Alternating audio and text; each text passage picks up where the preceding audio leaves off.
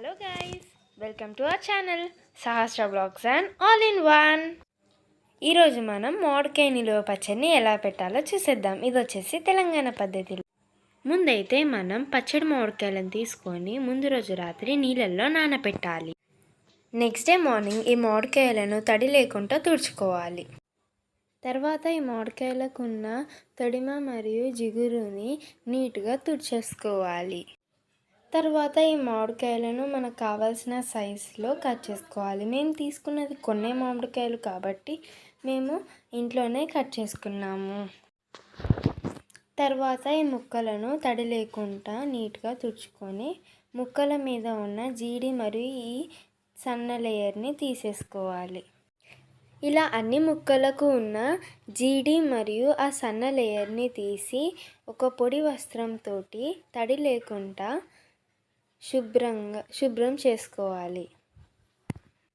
ఇలా తుడిచిన ముక్కలను ఇంట్లోనే గాలికి ఆరబెట్టాలి. ఇలా ఆరబెట్టడం వల్ల ముక్కలకు తేమ అనేది ఉండదు. పచ్చడికి కావాల్సిన పదార్థాలు: 50 గ్రాముల ఆవాలు, కొన్ని జీలకర్ర మరియు కొన్ని మెంతులు తీసుకొని ఎండకి ఆరబెట్టి పొడి చేసుకొని పక్కకు పెట్టుకోవాలి. ఇప్పుడు 250 గ్రామ్స్ ఎల్లిపాయలు తీసుకొని కొంచెం ముద్ద చేసుకొని పక్కకు పెట్టుకోవాలి.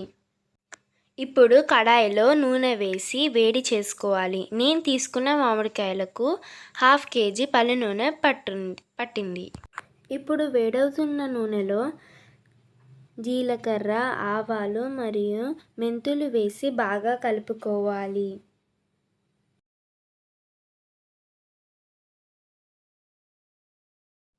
ఇప్పుడు మనం ఇందాక పేస్ట్ చేసుకున్న ఎల్లిపాయ పేస్ట్ అయితే వేసుకొని బాగా మిక్స్ చేసుకోవాలి.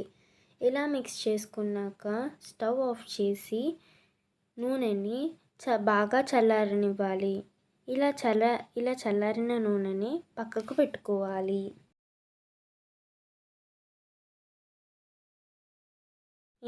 నూనెని ఎంత బాగా కలిపితే పచ్చడికి అంత టేస్ట్ వస్తుందన్నమాట. పచ్చడి కలపడానికి కొలతల కోసం ఇలాంటి బౌల్ కాకుండా ఇలా సమానంగా ఉండే బౌల్ ఉపయోగించుకోవాలి. ఇప్పుడు మనం పచ్చడి కలపడం కోసం ఒక పెద్ద గిన్నె తీసుకొని అందులో కొలతల కోసం తీసుకున్న గిన్నెలో నిండుగా మామిడికాయ ముక్కలను వేసి పచ్చడి కలపడానికి తీసుకున్న గిన్నెలో వేయాలి. ఇక్కడ నేను తీసుకున్న మామిడికాయలకు నేను తీసుకున్న కొలత గిన్నెకు సరిపడేగా 3 గిన్నెల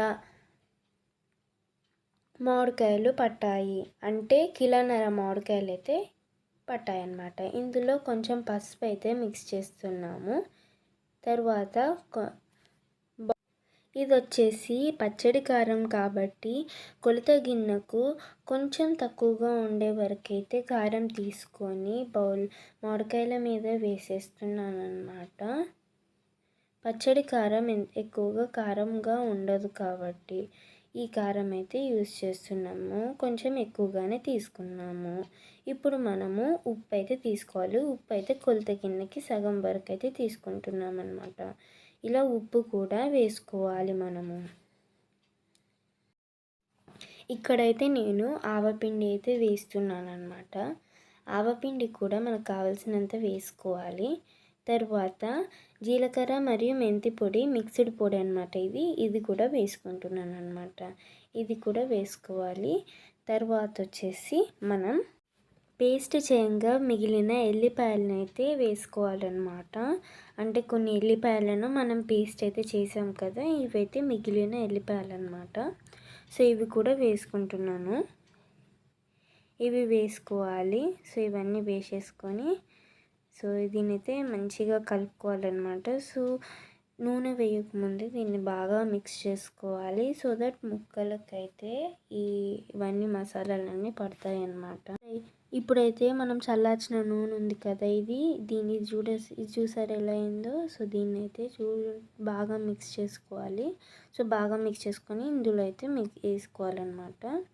సో కొంచెంగా వేసుకొని మిక్స్ చేసుకోవాలన్నమాట. అంతా ఒకటేసారి కాకుండా కొంచెం కొంచెంగా వేసుకొని బాగా మిక్స్ చేయాలి. ఎంత బాగా మిక్స్ చేస్తే అంత బాగా పడుతుంది ముక్కలకి మన మసాలాలు. సో ఇలా బాగా మిక్స్ చేసుకున్న పచ్చడిని ఒక ప్లాస్టిక్ జార్లో కానీ ఒక జాడీలో కానీ ఎక్కించుకోవాలి. సో మేమైతే ఇక్కడ ప్లాస్టిక్ జార్ అయితే వాడుతున్నాము. సో దీని నిండుగా పచ్చడిని అయితే వేస్తున్నాం అన్నమాట. ఇలా వేసాక మూత క్లోజ్ చేయడమే. 3 days తర్వాత మళ్ళీ ఓపెన్ చేస్తే యమ్మీ పచ్చడి అయితే రెడీ అయిపోతుంది. మీరెప్పుడైనా ఇలా తిన్నారా? గిన్నెలో మిగిలిన కారంలో వేడి అన్నం వేసుకొని కలుపుకొని తినడం. ఇది వచ్చేసి 3 రోజుల తర్వాత అనమాట. ఓకే ఫ్రెండ్స్, పచ్చడి అయితే బాగా కుదిరింది. మీకు నచ్చితే లైక్, షేర్ అండ్ సబ్స్క్రైబ్ చేసుకోవడం మాత్రం మర్చిపోకండి. Bell button must be glow.